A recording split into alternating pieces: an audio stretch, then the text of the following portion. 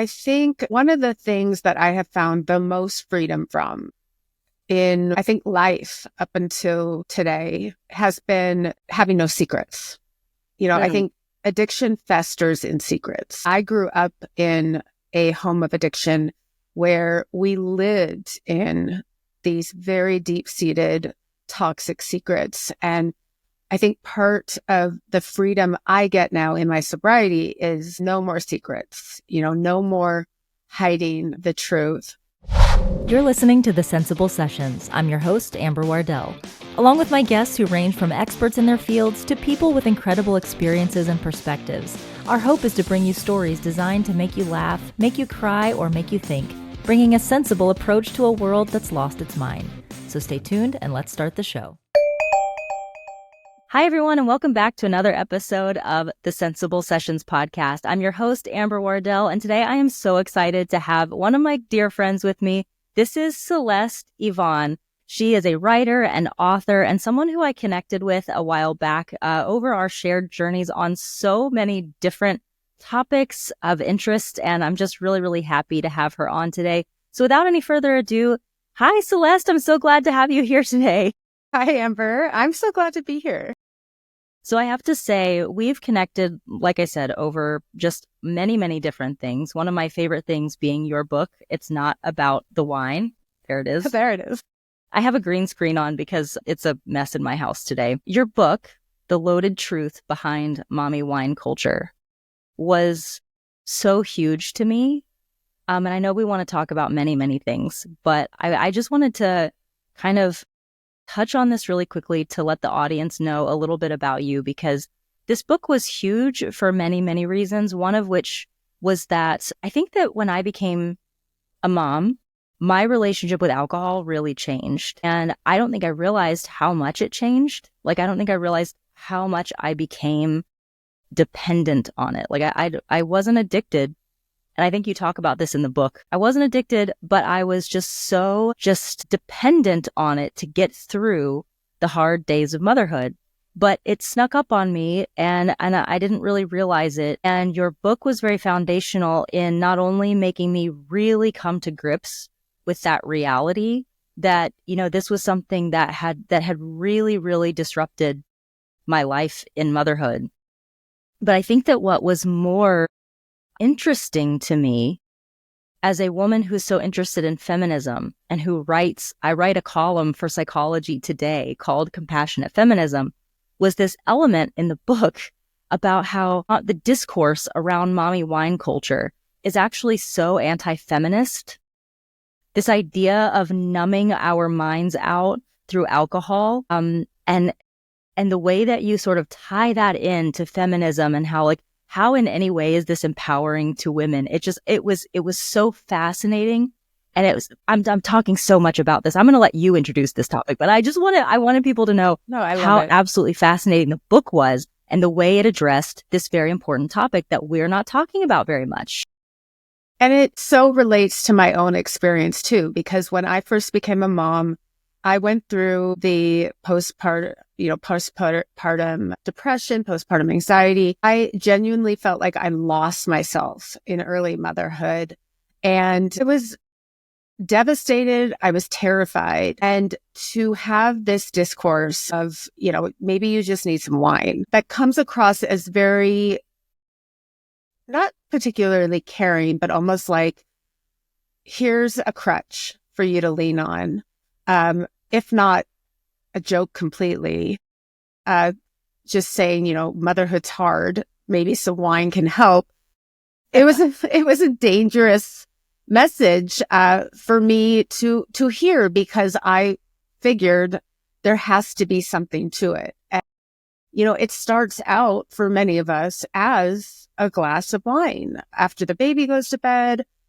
In between breastfeeding sessions, you find a way. I had a friend tell me that she was drinking Guinness every night because she heard it helped with her milk supply. So, we have this conversation about relying or using alcohol in motherhood almost like a tool in our toolkit, when what is it really doing? Well, if you do struggle with postpartum depression or anxiety, it's limiting, if not completely eliminating, the benefits of any sort of antidepressant medication you're on. And it's numbing you out. And what I always try to tell the sober community is, while you might be numbing out the boredom or the really hard parts, you're also numbing out the beautiful moments, the connection. I mean, the energy between human bodies.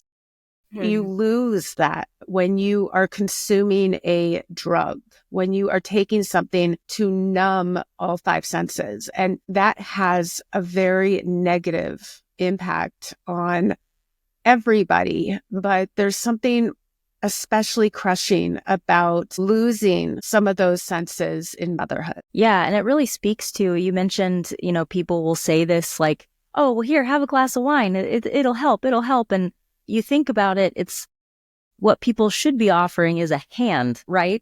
Like people should be saying, hey, why don't I come over and clean the dishes for you? Like, why don't I come and put the dishes in the dishwasher for you? Why don't I come over and cook a meal? But instead they're like, why don't I bring over a bottle of wine? And it's always this kind of easy way out. No one wants to help a mom. No one wants to actually be the village. No one wants to come over. And I talk about this in my book. I have a chapter called The Missing Village. No one actually wants to offer help. It's the same energy of like thoughts and prayers, but it's a bottle of wine instead. Exactly. It's like, motherhood is hard. Here's some wine. Hope you feel better. Right. It's a lot easier to joke about mommy needing wine than actually offer constructive help. Physically get off your ass and do something to support the other person. I mean, that's kind of the culture and the mentality we have gotten to at this point in our society. But unfortunately, that is part of this mommy needs wine narrative. It end caps the conversation completely. Today's episode is brought to you by Beyond Self-Care Potato Chips, choosing nourishing self-care in a quick fix culture. If you've ever felt like bubble baths and candles aren't cutting it, this book is for you.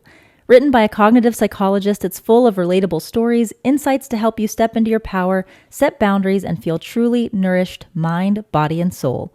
Links to the paperback, Kindle, and audiobook versions are in the show notes below. Was it hard? There are so many stories in your book, and I thought it was really cool. I have so many pages dog-eared in here, but I thought it was very interesting how you very expertly kind of blended. There's a lot of science in here. There's a lot of scholarly work, but then there's also a lot of personal stories, and you are very vulnerable in here. You tell some really, really raw stories. And as there's so much judgment on moms as it is, you walk outside without socks on your kid and you have people like, call CPS. I can't imagine telling some of the stories that you've told in here and the courage it has to take to share those. Was it scary putting out these stories and knowing what kind of backlash might come from that? And did you experience that? Not from this book, no. I think one of the things that I have found the most freedom from in, I think, life up until today has been having no secrets. I think addiction festers in secrets. I grew up in a home of addiction where we lived in these very deep-seated toxic secrets. And I think part of the freedom I get now in my sobriety is no more secrets, no more hiding the truth. My husband and I have been burned in just about every way you can imagine, not so much from my sobriety. In fact, hardly any from sobriety. A lot of it has been around my two neurodivergent children and the judgment we get around their behavior in the past. But I feel like the worst that could have possibly happened has happened. And, maybe I'm kicking myself for saying that, but there is a real power in exposing our secrets. There is something beautiful about sharing kind of the raw moments and knowing that no one can ever use that against you because you put it out there. Like that's your story. It's yours to tell. And you don't have to be afraid of somebody pulling it out of a hat like a magic trick because you got to tell your side of that story. And I think that's where I feel most empowered by some of the stories I do share in the book that were really hard to revisit, but also I'm grateful I had a safe place to tell them and to share what it felt like from my side. I really like how you put that. And I think that that's something that, especially being authors in the self-help space, I think that that's a really beautiful gift that we all get to have. Because I feel that way about my book too. Sometimes even as I go back and I'll go on other people's podcasts and they'll bring up stories from my book that I'm like, oh, did I put that in there? Right. I forget. Oh, I forgot that was in there. Yeah. And you realize like, yeah, you know what? Yeah, I'm glad that's out there because there is power. There is power in telling those stories. And you always find whenever you put a story out there, one that there's always those stories that you're like, I'm just gonna put this out there and I'm gonna have faith that it's gonna find the people it needs to find. And it always does, and surely you do. A lot of times you find those people who are gonna judge you anyway, but it's always amazing how those stories find exactly the people who need to hear them, who have had something similar happen and who needed to hear that someone else has been through that and has overcome. Like I love the expression, like you just need to meet someone who's a few steps further down the path than you 100%. are. Yeah. Especially in parenting. What I love about your book. I love your vulnerability in sharing your marriage. I was really grateful for your story, not to completely twist this back on you, but I love how you did it too. I love how you kind of said the quiet part out loud, because for most of us, when we're struggling or when marriage gets hard, because it does, nobody talks about it. And there's no beacon to look towards. So to be able to kind of be part of that and get to see kind of how you navigated that was really beautifully done. So thank you for doing that in your book too. I appreciate that. It's so funny that you say that because my husband and I find ourselves currently it's almost like a reboot of a problem that I talk about in the book. So I have a chapter where I talk about, we have a family member who is deeply troubled. And this family member at the time, this was years ago, was the reason why I ended up going to therapy. We talk about how like the people who need therapy never go. And so then you end up going, this person was the reason why I ended up in therapy. And this person has found a way to become a problem in our lives again. And it's been a few weeks of chaos for us. And thankfully now, like my husband and I have been through 3 years of therapy ourselves. We've done a lot of work on ourselves and we are better people now. And we've been through a separation now. And I think once you've been through something like that and you've seen what it does to a family, what it does to your spirit, you're just so much more in a place of like perspective. And you're like, okay, this sucks, but I don't want to go there again. That sucked worse. So like, we're going to get through this. But like what's been on my mind the last couple of weeks has been really realizing the gift of just learning how to be decent to each other when it's hard. Yeah. I wish I had talked about that in the book. Like just what it means to be decent to each other when you're really not speaking to each other for a little while. Like who talks about that? You know what I mean? Like when do you hear people talking about like, we're not really talking to each other right now, not because we're giving each other the silent treatment, but because there is nothing helpful or useful to say right now. And we're not speaking because speaking only leads to conflict and we're trying to avoid that. And so we are just both trying to navigate our day-to-day life without fighting. And so what does it look like to set the table for dinner together? Right. Doing this as a team and having to speak about setting the table without speaking about this thing that's underlying that we don't want to talk about. Right. without the kind of the pot already boiling over. Now, that's so relatable and so true, because when you are holding on to all these emotions, to anger, resentment, frustration, and you have to live with this person, and not only live, but you've got to teamwork and navigate parenting. How do you do that without letting those boil over? Because it wants to. And learning, like, gosh, it's so funny because, like, as you start realizing that all of these little moments are a training ground, that was so foundational to me. Learning, like, I could see all of this that we're going through right now as just like a hotbed of pain and of frustration. Or I could say, all right, I am here in this moment. I have been in therapy for years, learning the tools and the techniques, and I can use this as an opportunity to practice my tools. I can use this as a chance to learn how to refine the things that I've been learning.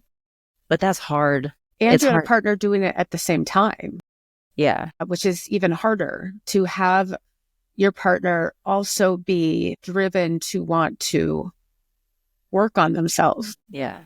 So that's really Or often, valuable. something that I get a lot of messages from women in particular about, though, is you get people who are like, I'm doing this work and my partner isn't, and I'm still doing it. Like, I'm still trying to show up and be decent to this partner, and they're not. The hardship and the heartache of that.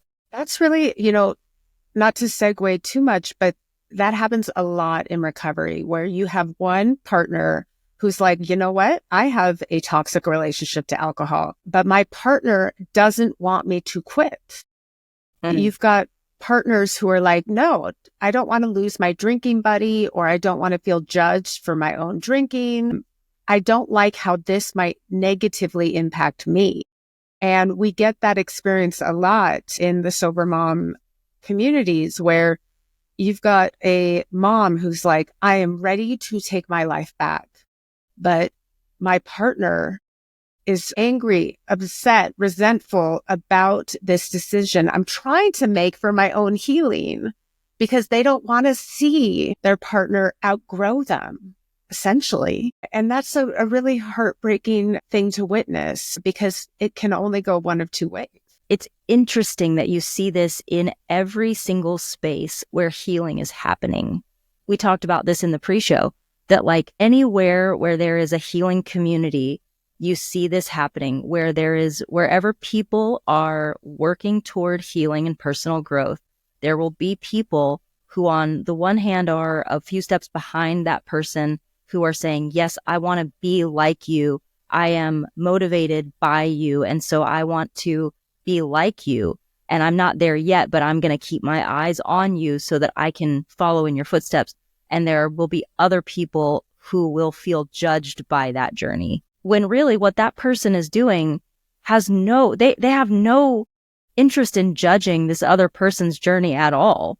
They're just saying, this is what's right for me. This is what I need to do in order to feel happy. I wish you would come along with me. It would make my journey easier if you would, especially if we're partners, but like, you have to do what you have to do. But this is for me. And, so often, we talk about this in my space. I don't know how much this translates over into the sober community, but in the healing, like mental health and self-care space, when you see someone saying like, well, your healing and your growth makes me feel judged.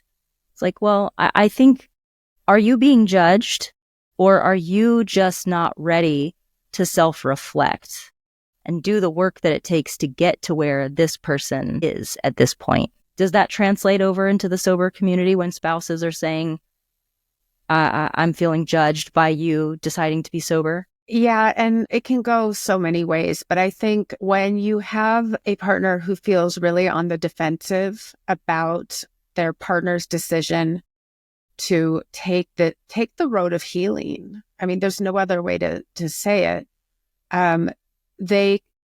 They will either kind of get closed off and build a wall, or they will keep the peace.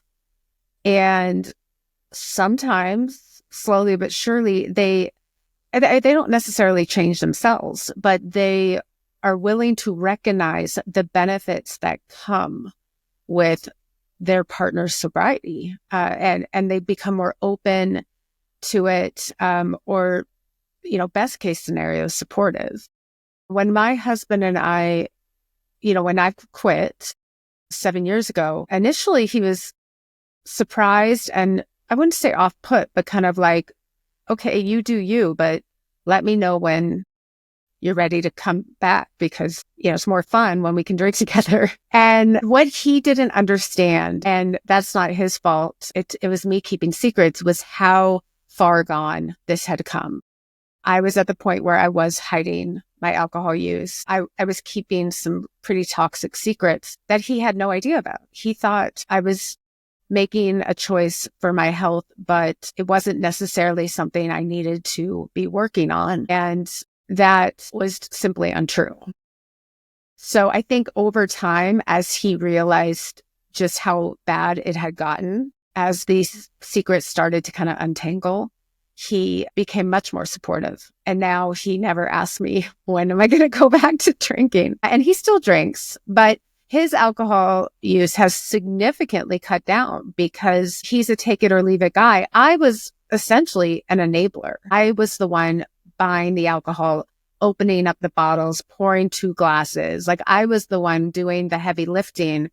And he doesn't need to do that. He doesn't need to open up a bottle at the end of the day. He doesn't need to go to the store and buy alcohol because we don't have any at the house, which was just how different we were. But also, I'm grateful that it has come to where it is now, where we are essentially 2 mostly sober parents every night, one 100% sober and one, I would say 97% sober. He has maybe a drink every couple months.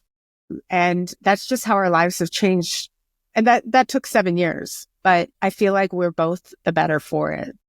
Yeah. Well, and something that I liked about your book, and I think it's so interesting. I think back to something that you and I just talked about months ago. You had mentioned that you had an editor when you first when your book was first acquired with your publisher, who had to step away from your book because she felt judged by the book, which I think is crazy because the book is not judgmental at all. It goes back to what we were just saying, are you being judged or do you feel judged? But something that I liked about the book is that you raised this point of not everyone needs to be pursuing sobriety. You kind of talk about sober curious and harm reduction and things like that. And these were terms that I hadn't really thought about before. And I think that I always love people who are willing to introduce multiple avenues to a better life, who say hey, if you may not need sobriety, there are some people who need sobriety, who they have to say it's all or nothing for me. And it has to be this way.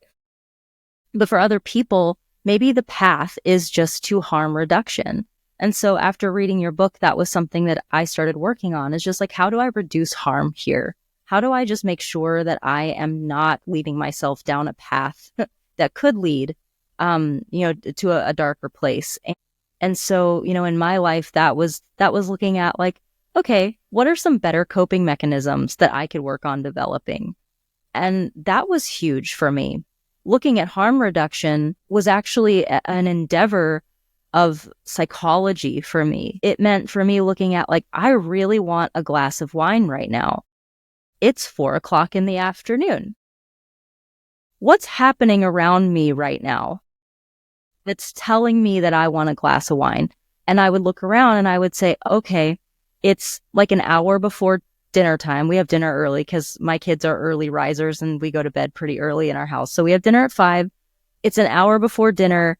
My kids are starting to get really crazy. I know that I need to start cooking dinner, but my kids really want my attention. I'm feeling super overwhelmed between this split need of needing to go cook dinner and also feeling the need to be around my kids. And what the actual problem is the lack of a coping skill right now to deal with the fact, and also the lack of a healthy boundary with my children. And so what I was doing is going and pouring a glass of wine, because then I kind of became fun mom. I would get a glass of wine and start cooking dinner. And then I was just loosey-goosey and having fun and grabbing the kids and letting them come and cook dinner with me. And I was cool. Yeah.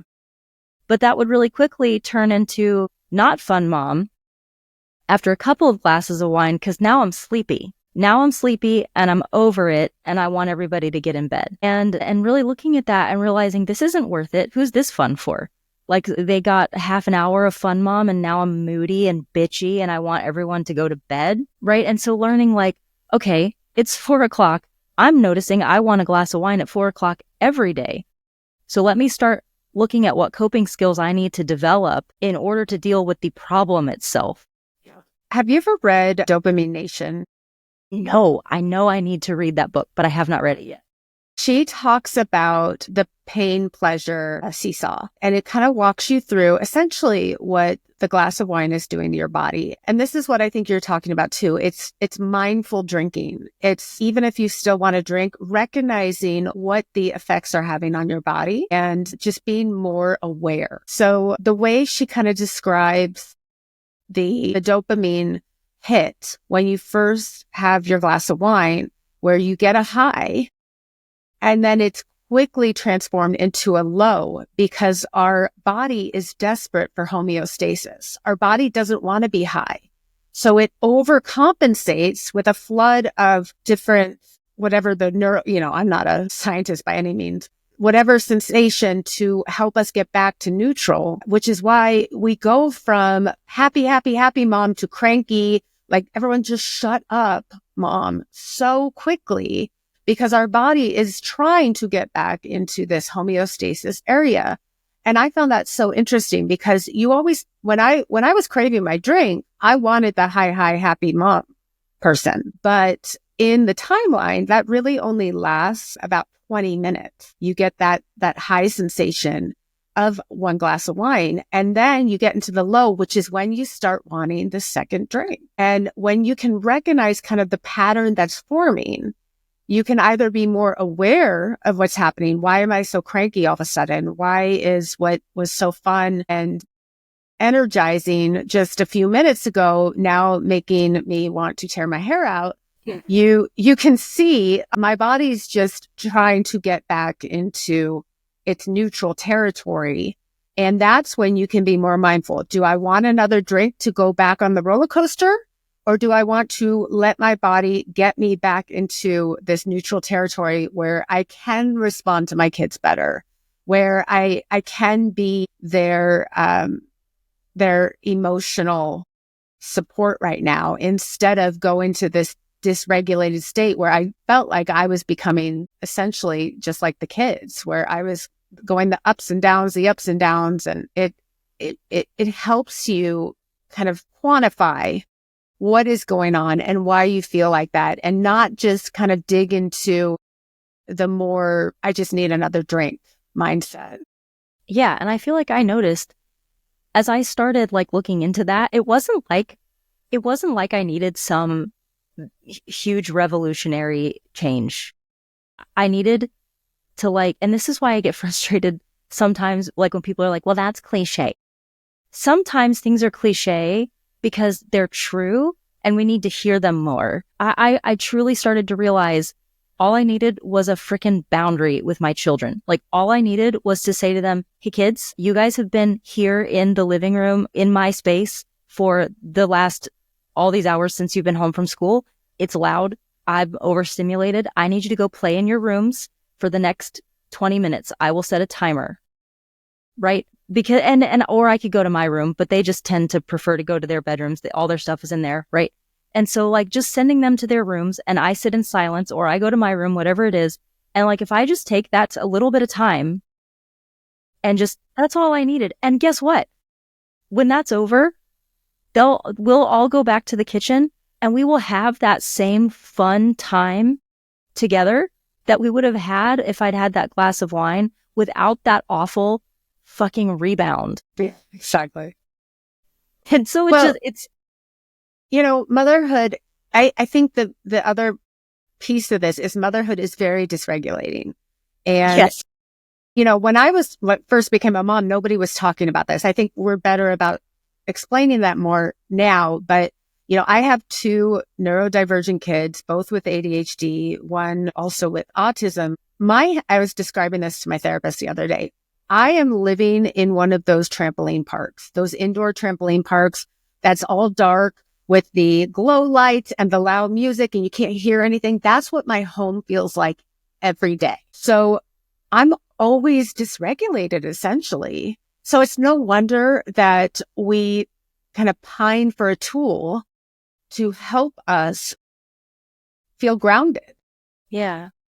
When you can find other tools, other coping strategies that don't come with the rebound, for me, I have found that noise canceling headphones and having a book on tape, like for me, solves 90% of my problems. But it took me years to get there. So it really is kind of just trial and error. Like what works for you to help you stay regulated in a home that can't necessarily move mountains to get you into a peaceful space. We really struggle with my kids being quiet, especially after school. They're all cooped up all day and they want to jump on the furniture and they want to scream and and when they are doing it in a not destructive way, I want to encourage it because it's helping them get their energy out. And I want them to know our house is safe and it's a place where they can peacefully stim or whatever they need to do. But I need to find a way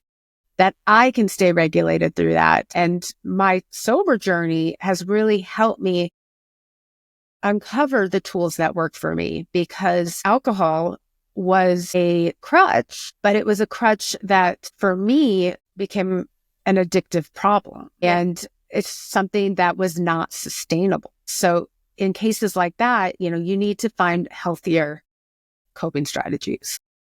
You touch on something that's so hard. Oh, my husband and I talk about this all the time, which is that, it is the kid's house. It's their house too. And so they have to be allowed to do these things inside their own home. Right. And we really struggle with this. We talked about this in the pre-show, but like you and I are both the only neurotypical people in our houses. And well, I'm pretty sure my daughter may also be neurotypical, but I don't know, sometimes we're pretty sure she's not neurotypical also, but it can be so challenging. But one of the things that my husband and I kind of deal with is my husband feels like, our children should not be disruptive in the house. And I'm always kind of saying like, this is their house. They have to be able to do this somewhere. They can't do it out in public because they're in public, they can't be disruptive all over the place. This has to be their safe place. But although I'm neurotypical, I do have sensory processing disorder. So a problem that I have is that I cannot wear headphones for any length of time. Interesting. There are certain ones that I can wear. I have a very few that I can handle, but I cannot use noise canceling headphones. Something about that, they create this very hovery feeling inside of my ears that upsets me so badly that I can't use them. So I have a new problem, which is that the noise canceling headphones are also overstimulating to me. So it's like one less thing that I have to help me with this. And so like just the as a mother, when you're just trying to figure out like, okay, so I am not allowed to tell my kids that they cannot do these behaviors. In my case, I cannot put these headphones in. I'm not allowed to go shut myself up in my room. I cannot get drunk. The list of things you can do is so small, but you start just realizing like, can assemble a small list of things that I know work, that I can apply in bits and pieces here and there. I can steal them away in moments when I can, and I can make do. And then a big thing that has helped me too is just always realizing that like, eventually it will be my turn. Like eventually my kids are going to get bigger. And I am noticing that like every day my kids hit new milestones where they get a little bit more independent, where they're spending a little bit less time needing me as much. I get a little bit more time for myself. And I just keep having to remind myself of that. But man, it's hard. I know. And it feels like it takes forever. But yeah, as the kids get older and hopefully more independent, it does become easier. And it is easier to set those boundaries you were talking about. I think that honestly, like, I think when I look at all of my life's problems, like everywhere that I have struggled, I could probably link those problems back to lacking a boundary in one way or another. And that feels trite.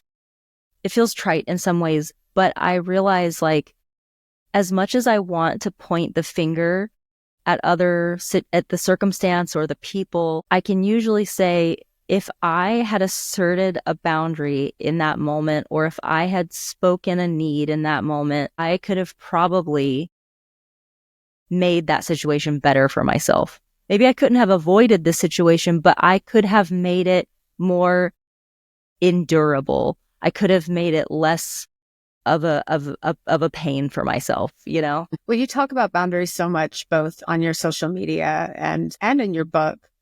What would you say about, boundaries around our kids is really hard, especially as they're younger. They don't exist. And how do you navigate a boundary situation when it comes to motherhood? See, my kids are 6 and 8 now. They're getting ready to turn 7 and 9. And I will say that we started having boundary conversations probably when they were like 4 and 6. It helped that they're close in age and they were constantly like bothering the shit out of each other, which made it really easy to start talking about boundaries then. So while yes, like I totally agree that like when they're really young, there's no pretext for boundaries with them at that age. But like we've actually had a lot of success talking about boundaries with our kids.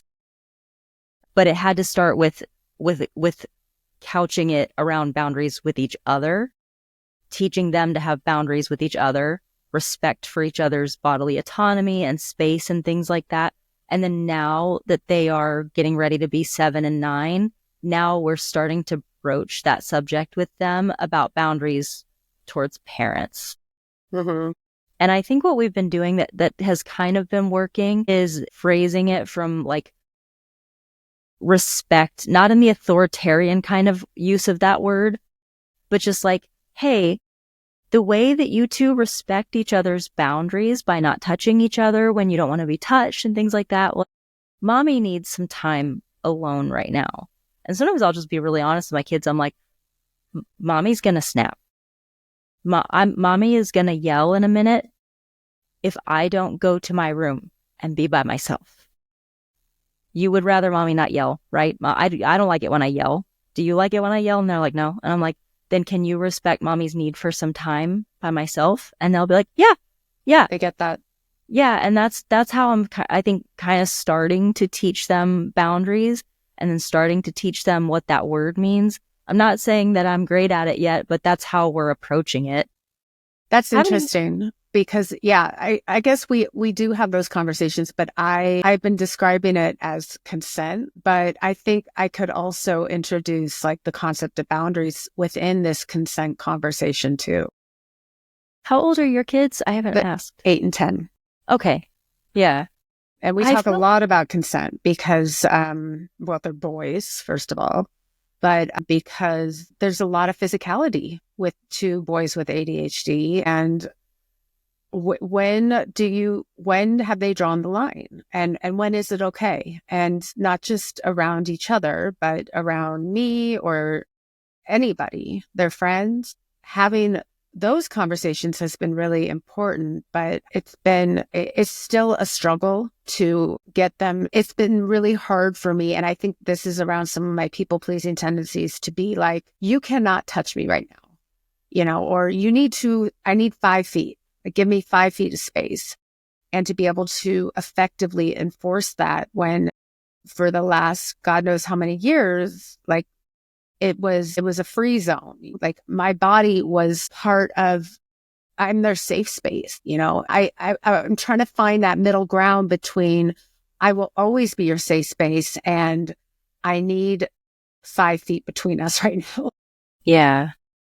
That part in particular has been, I just will be honest about this part. Like that particular part has been easier for us only because my son and I both share sensory processing disorder. And so in the same way that my son can understand how much a shirt of a certain fiber can bother him, I'm able to explain to him how sometimes being touched is just too much for me, you know? And so like that conversation has been easy.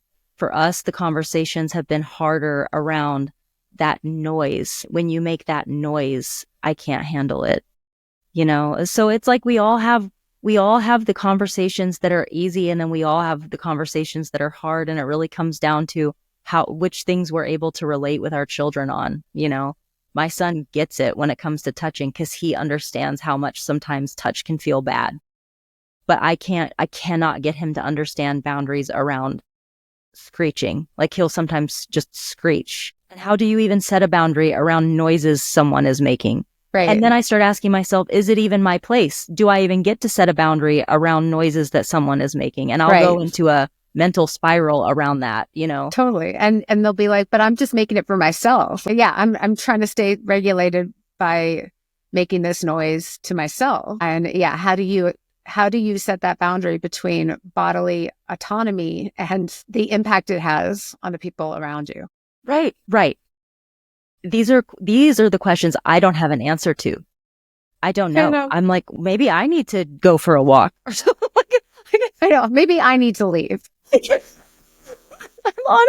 I'm like, I sometimes really do catch myself in a moment where I'm like, I don't actually know if I am allowed to parent this or not. Like, maybe I'm the problem here. What are the rules? Yeah. Yeah, it's hard. It's hard. Constant questions. I feel like the older the kids get, the more my answer is, maybe I just need to go for a walk. Maybe I just need to go for a drive. Yeah. I could just be pissy right now. That could be the problem. Yeah. So I think that we're just about out of time, and I don't want to trample on your time. So I wanted to make sure that people know where to find you before we wind up. I love your social media content so much. So can you let us know where people can find you on socials and where your website is and all that stuff? Yeah, I am on Facebook and Instagram at The Ultimate Mom Challenge. That's my handle. I'm on TikTok. I think that's my handle on TikTok too. And I post different content on every single platform. All right. I will have all of that linked down below as well in the show notes. So if anyone wants to go find her social media or her website, that will all be down below. And as always, if you're someone who prefers to just like, if there's anything you wanted to kind of read and not have to go scrub back through the video, there will be a transcript of this on my website, amberwardell.com. You can check that out, which will be linked down below as well. So once again, Celeste, thank you so much for being on today. I really enjoyed this conversation. Thank you, Amber. Yeah, I feel like we unpacked just one layer of what could be a multi-series conversation about pretty much everything. So thank you. I always love I love what you have to say around boundaries, around parenting, around marriage. So yeah, it's just really good to connect and have a chance to just see where the conversation goes. Yeah, I'll need to have you back on because we didn't touch on like most of the things we talked about in the pre-show. Right. All right. So everyone, thank you so much for tuning in. Love ya. Mean it always. Mwah. And I'll see you in the next one.